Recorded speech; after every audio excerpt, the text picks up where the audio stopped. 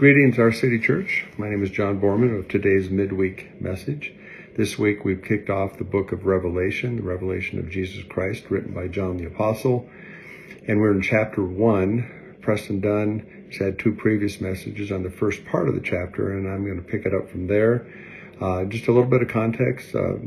Revelation is written by John the Apostle. He's an older man. He's been exiled to the island of Patmos based on his faith, and so it's as if he's a prisoner there.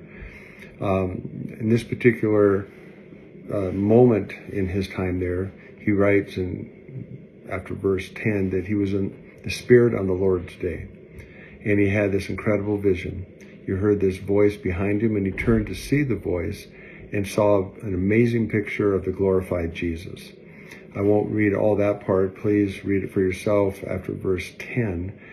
But he described his countenance as the sun in all its brightness, and his hair as white as wool, and out of his mouth was a two-edged sword, and it was just this amazing thing.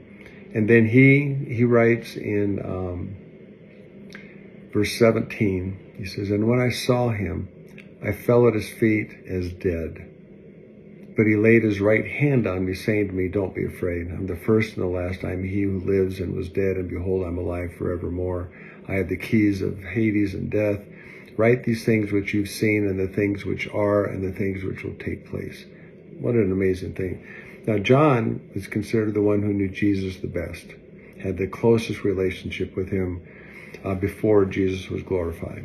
He's the one who was referred to as the one that Jesus loved. He's the one that had his head on his chest at the Last Supper. He knew him better than anybody. And it's John that turned, and the glorified Jesus that he saw was so overwhelming that he fell down as though dead.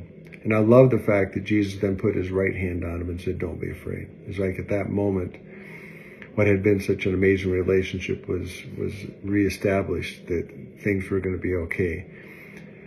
I am excited as we move into the book of Revelation, and that it's the glorified Jesus that we get to encounter. May we all encounter him in such a way that we realize the awesomeness of who God is, that when we pray, it's this awesome Jesus that hears us and answers us. And complacency just doesn't have a place when we have this type of experience with Jesus. So this Saturday, we kick off at Our City Church, 5:30. Pastor Dunn will be beginning then his sermon series on the revelation of Jesus Christ, and I invite you to be there. And then, of course, next week, Wednesday nights, if you could be there as well, as we dive even more into it in smaller groups. This is going to be a great time to get a new glimpse of the glorified Jesus that hopefully will turn all our lives around and focused on just what this walk should look like. So bless you. May it be a great day, and hopefully we'll see you Saturday night.